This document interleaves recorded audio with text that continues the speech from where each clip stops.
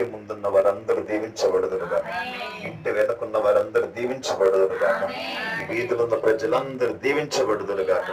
వారికున్న పశువులు, వారికున్న పంటలు, వారికున్న పొలాలు, వారికున్న చేతి పనులు నా దేవుడు బహుగా దీవించునుగాక.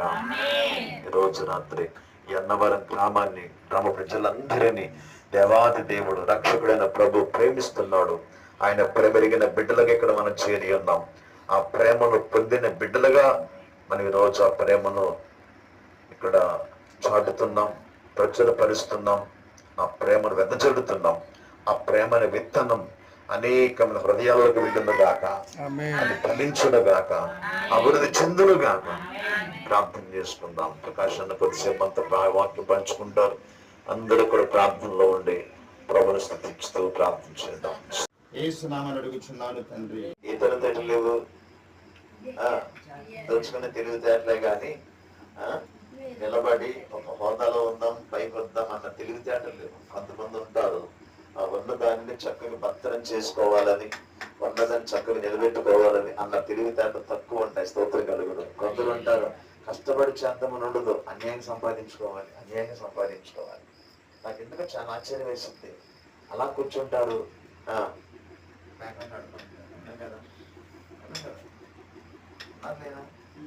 అలా కూర్చుంటారు, ఏదో పళ్ళు మీద ఏమంటారంటే సిటీ ఎత్తుంటుంటారు. అలా కూర్చుని ఉంటారు. సీటులో ఏమంటారు, 100 రూపాయలకు 2 సీటు పాటలు ఏమంటారు, సీటు పాటలు అంటే సీటు పాటలు సీటు పాటలు పడితే 100 రూపాయలు కడితే నీకు లక్షలు వస్తాయి అంటారు.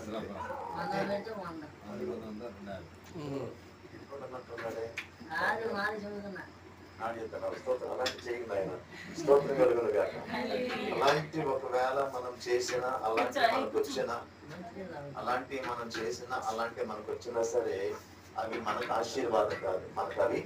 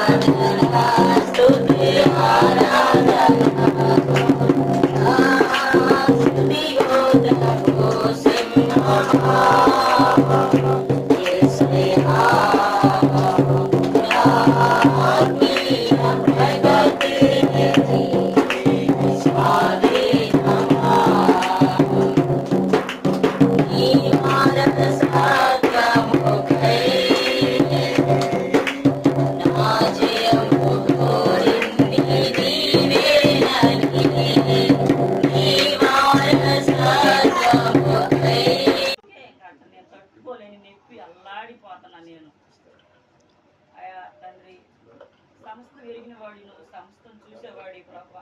నేను నా బాధను బట్టి నేను ఆపరేషన్ చేయించుకున్నా.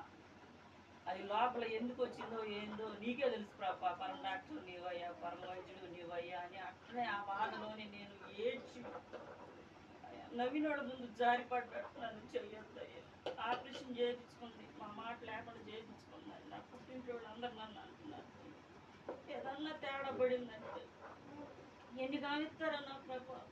అయ్యా, నా పట్ల నీ ఇష్టం ఏమైందో, నీ చిత్తం ఏమైందోనని అంత బాధలో నిలబడలేక, కూర్చోలేక ఏడ్చి ప్రార్థన చేసుకొని మాస్టర్ గారికి 4 సార్లు ఫోన్ చేసి ఇంజక్షన్లు చెబుతానమ్మా అంటే ఇంజక్షన్లు తెప్పించుకొని చేసుకున్నా కానీ తగ్గల నొప్పి. 1 గంట 12, 11:30 అప్పుడప్పుడు మా అక్కయ్య కొడుకు ఆటో తీసుకొచ్చి మళ్ళీ పేటకు తీసుకొని వచ్చేసరికి 1 అయింది.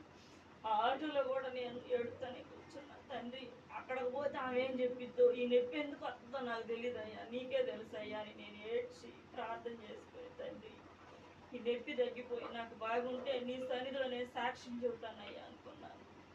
అక్కడికి వెళ్ళినాక 1 గంటకి వెళ్తే డాక్టర్ పైన నుంచి దిగొచ్చి చూసింది. సరే ఇప్పటికి నొప్పి తగ్గడానికి ఇంజక్షన్లు అవి చేస్తానమ్మని చేసి తెల్లారి స్కానింగ్ రాస్తే స్కానింగ్లో కొంచెం ఒక పక్క నీటి పొడవు ఉందమ్మా, దానివల్ల నీకు ఆ నొప్పి వస్తుంది, ఏం కాదు ఇక నైట్కే 13,000 అయింది. ఇక నైట్కే 13,000 అయింది. మళ్ళీ ఆ నైట్ నుండి చూపించుకొని తెల్లారి మందులు తీసుకొని ఇంక ఇంటికి వెళ్ళాను. తగ్గిపోయింది ఆదివారం రోజు. ఆ రోజు ఒక్కరో ఉంది, సోమవారం ఇంకొకరో ఉంది. అట్లా కమాన్ నిదానంగా తగ్గిపోయింది. దేవుడు పూర్తిగా తగ్గిపోయి నాకు బాగుంటే నీ సన్నిధిలో సాక్ష్యం చెబుతానయ్యా అనుకున్నాను. తగ్గిపోయింది దేవుడు దయ వల్ల. దేవుడు నన్ను ఎంతగానో దీవించాడు, ఆశీర్వదించాడు. నేను ఈ స్థితిలో ఆయన ఉన్నానంటే దేవుడు కృపే. చేసుకున్న భర్తల వల్ల నాకే ఆదరణ లేదు, ఎవరికి నాకు ఒక ఆదరణ లేదు. నేను నా బిడ్డ ఏదో కష్టపడుతున్నా. పిల్లల్ని వదిలిపెట్టి ఉండాలంటే నేను ఉండలేకపోతున్నాను. నేను నా భర్త కాడి నుంచి వచ్చి 2 సంవత్సరాలు అయితే నా భర్తకు మాకు రూపాయి కూడా అందదు, నాకు కానీ నా బిడ్డలకు కానీ. నేను కష్టపడ్డ దాంట్లోనే బాగా